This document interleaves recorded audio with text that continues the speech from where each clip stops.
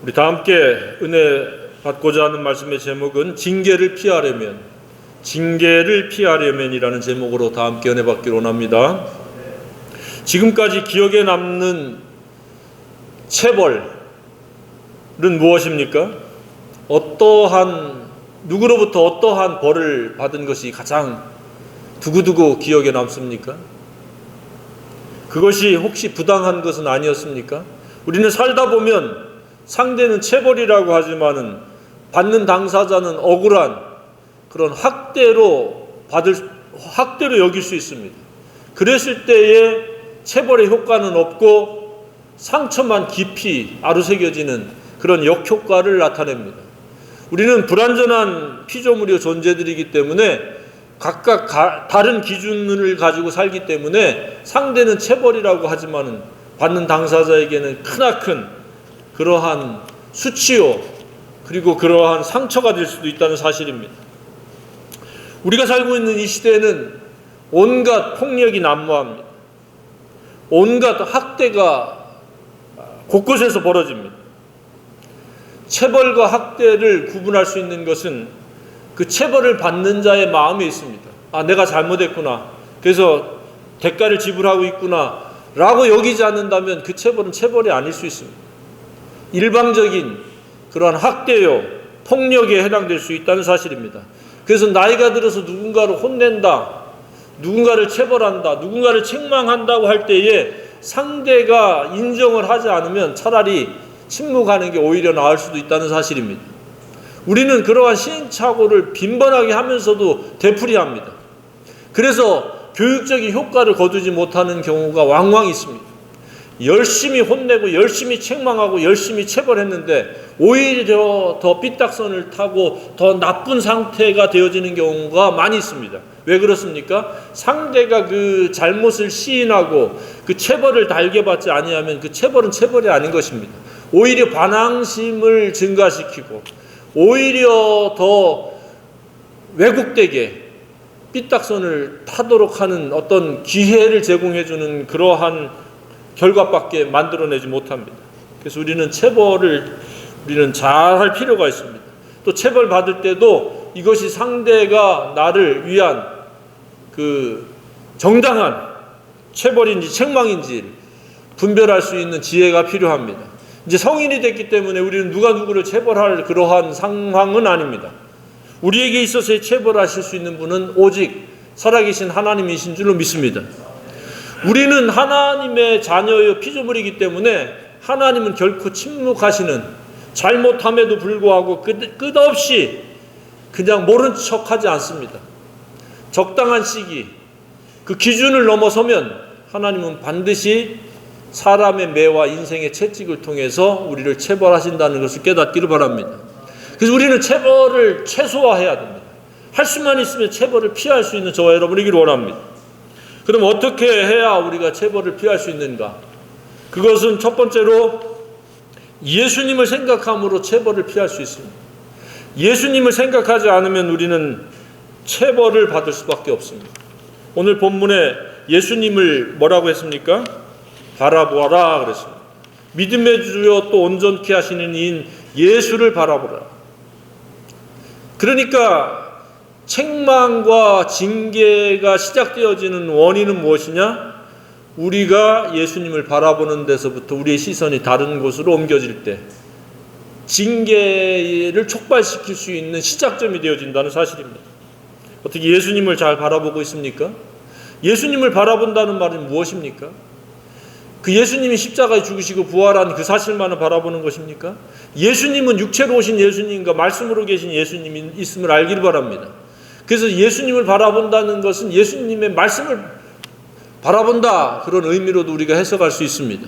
그러니까 하나님의 말씀을 바라보지 아니하면 무엇입니까? 징계받을 확률이 높아진다는 사실입니다. 징계를 피하고 싶다면 우리는 소극적인 입장일지라도 하나님의 말씀에 창념하고 하나님의 말씀을 주목하고 하나님의 말씀을 바라봐야 된다고 믿습니다. 그러면 징계받을 확률을 떨어뜨리는 겁니다. 왜? 마땅히 갈 길을 가는 것이요, 마땅히 할 일을 하는 것이기 때문에. 그런데 유대교인들은 당시 유대 그리스도인들은 그렇지 못했던 것 같습니다. 열심히 달려가다가 이러저러한 죄 때문에, 이러한 저러한 욕심 때문에, 마귀의 결박 때문에 한눈 팔고 말씀으로부터, 예수님으로부터 이탈했던 것 같습니다. 그래서 너희들은 믿음의 주요 온전케 하시는 분은 예수님이니까 예수님을 바라보라 라고 이렇게 히브리 기자는 권면하고 있다고 생각이 되어집니다. 우리는 롯의 아내를 생각해 볼 수 있습니다.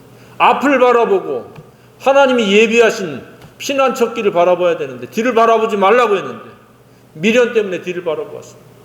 그래서 어떻게 됐습니까? 그 순간 소금 기둥이 되었습니다. 쓸모없는 인간이 되었습니다. 더 이상 기회를 부여받지 못했습니다. 우리의 인생도 마찬가지입니다.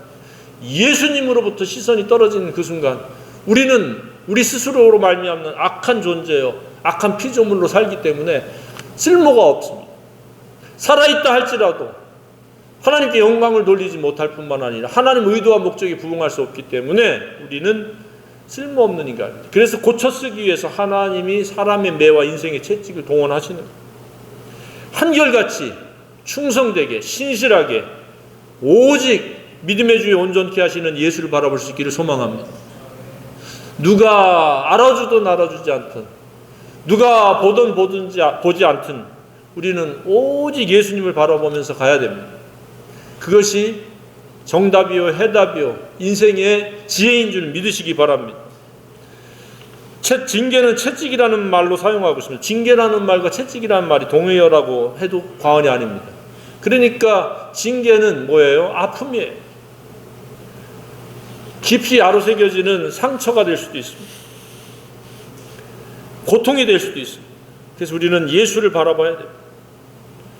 모든 거리끼게 하는 것들, 육신의 생각, 얽매이기 쉬운 죄들, 일상생활에서 그런 것들이 우리를 이끌어가지 못하도록, 우리를 휘둘리지 못하도록, 그것이 올무가 되지 못하도록 하나 둘 매일매일 기도로 쳐내야 됩니다.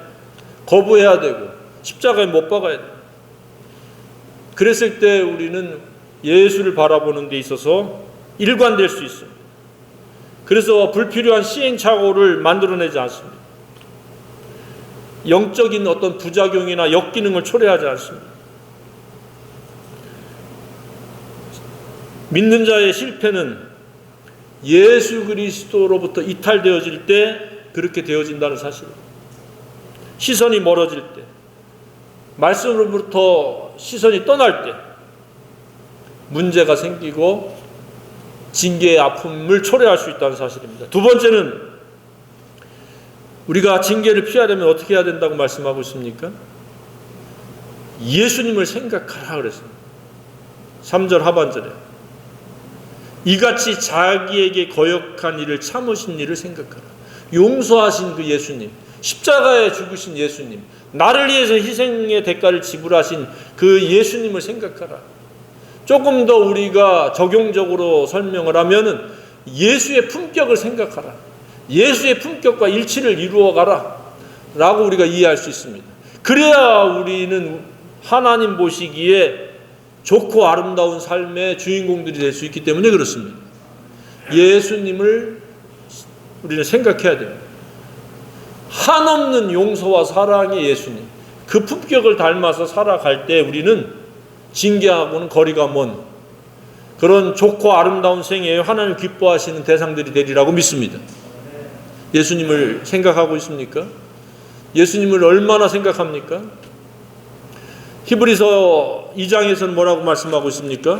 3장에서는 1절에 우리가 믿는 도리의 사도이시며 대제사장이신 예수를 깊이 생각하라 그랬습니다. 적당히 수박 겉핥기식으로 생각하는 것이 아니라 깊이 생각하라 그랬습니다. 또 바울은 에베소 교회에 보낸 서신에 예수 그리스도의 그 사랑의 너비, 길이, 높이, 깊이를 깨달으라고 그랬습니다. 예수님은 우리가 적당히 지식적으로 어떤 공동체 활동하는 것으로 끝나는 것이 아니라 깊이 생각해야 될 인격체요, 롤모델이요, 모범 되시는 분임을 믿으시기 바랍니다.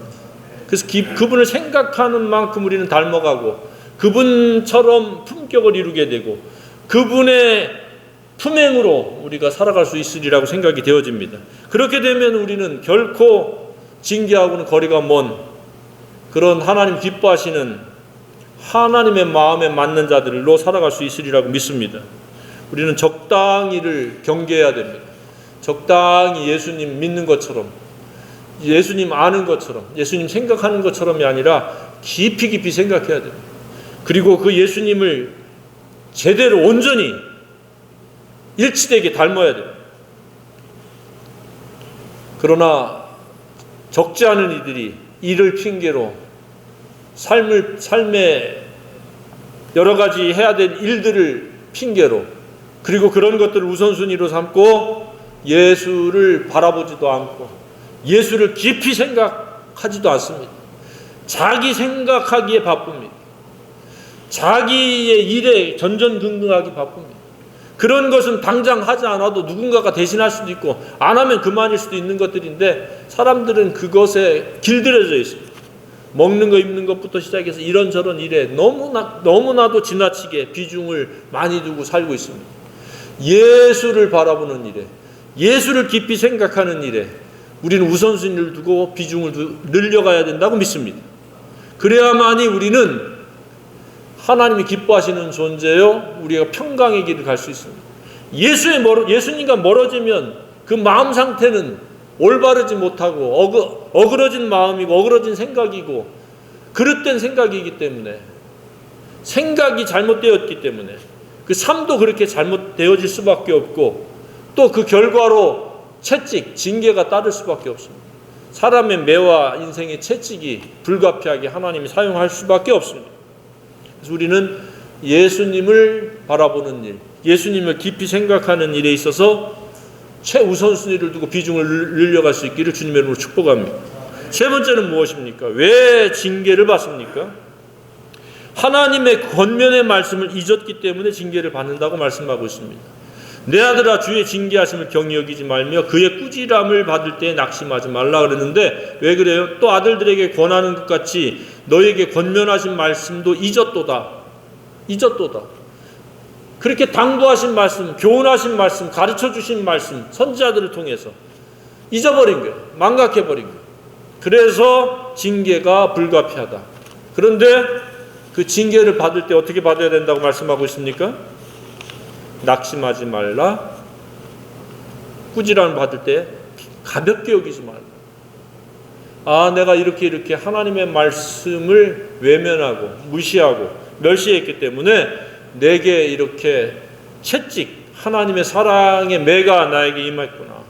그래서 그것을 가볍게 받아들이지 말고 우리가 신중하게 회개할 기회로 삼고 자백해야 될 기회로 만들어야 됩니다. 여기서 권면이라는 말은 무슨 말입니까? 권하는 것 같이 권면하신 말씀.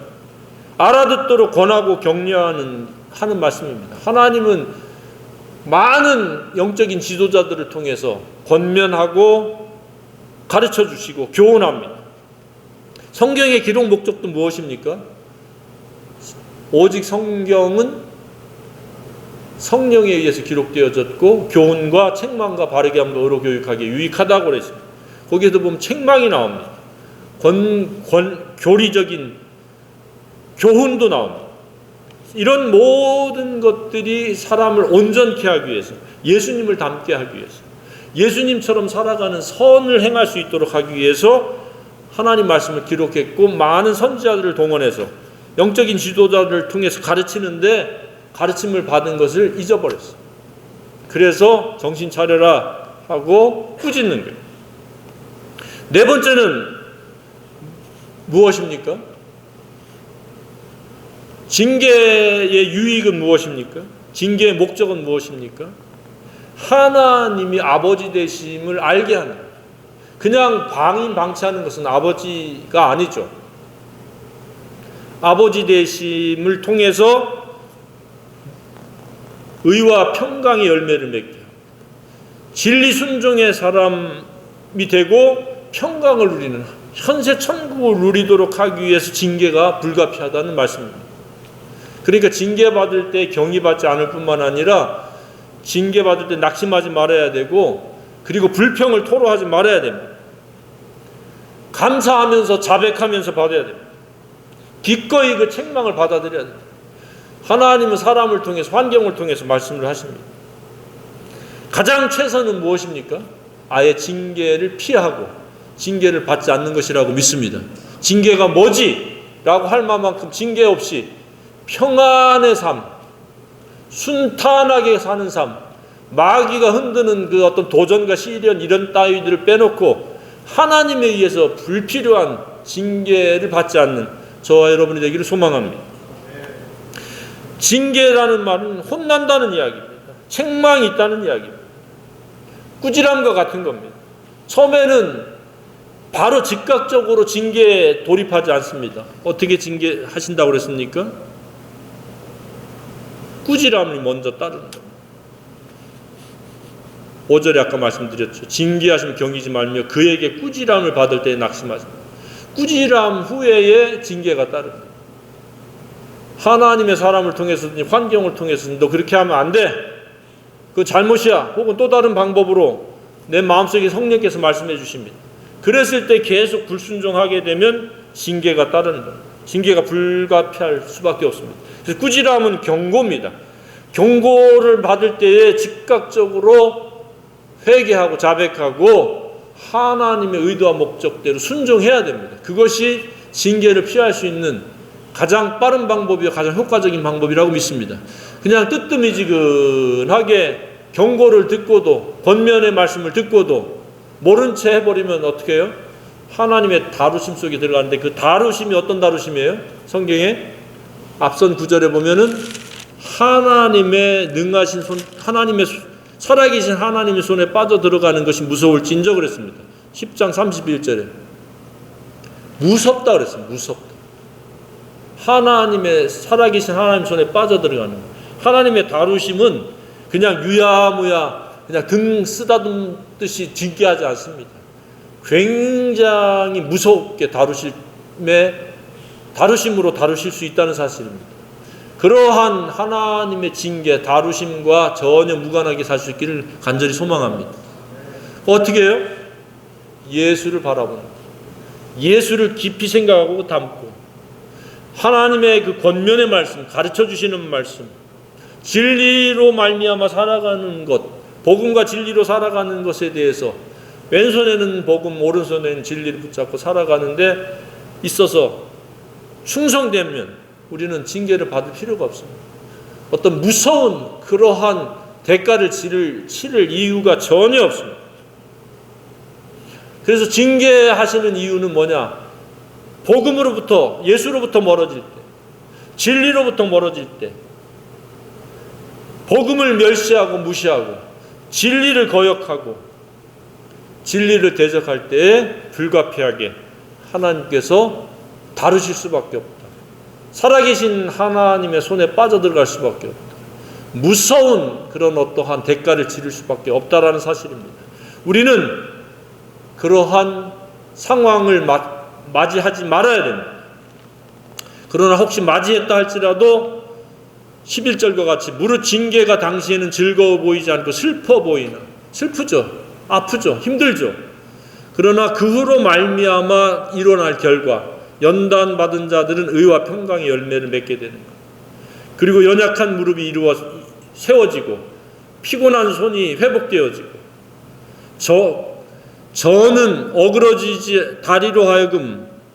저는 다리로 하여금 어그러지지 않고 고침을 받게 하는 것, 똑바로 가게 하는 것, 비틀거리고 쓰러진 채로 머무는 것이 아니라 강력한 힘을 얻어서 새 힘을 얻어서 나아갈 수 있는 그러한 비주심의 과정이 징계라는 이야기입니다. 그냥 징계는 징계로 끝나는 게 아니라 징계를 통해서 원래보다 더 회복되어지는, 그래서 힘차게 갈 수 있는, 훨씬 더 평강의 삶을 회복할 수 있는, 그러니까 육적으로 하나님께서 치유와 회복을 꾀하기 위해서 징계를 불가피하게 사용하는 겁니다. 그냥 겁주기 위해서, 그냥 하나님 화가 나셔서 하나님의 다루심으로 징계하시는 것이 아니라 우리를 새롭게 어그러진 길에서 똑바른 길을 가게 하고, 저는 다리 힘이 없어서 그냥 낙심되어지고 좌절되어진 그런 마음들이 회복되어서 나아갈 수 있도록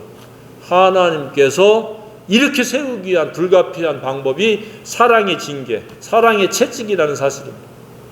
언제 최근에 하나님의 징계를 경험해 보았습니까? 이것은 하나님의 징계구나, 다루심이구나. 그런 기억이 없기를 바랍니다. 하나님의 은총과 복만을 기억할 수 있는, 나는 하나님이 하라는 대로 했더니 내 생애는 하나님의 은총과 복으로 이어졌다. 나는 징계가 뭔지 잘 모르겠다 라고 하는 그런 생애가 되기를 주님의 이름으로 축복합니다. 그랬을 때 하나님께 영광을 돌리는 겁니다. 하나님께 영광 돌린다라는 것은 뭔가 화려한 이벤트가 아닙니다.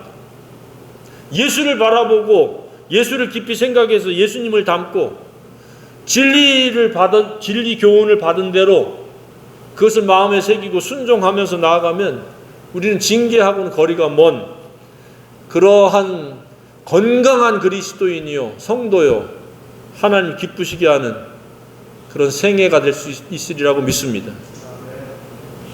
징계하고는 그야말로 거리가 먼 저와 여러분이 되기를 간절히 소망합니다.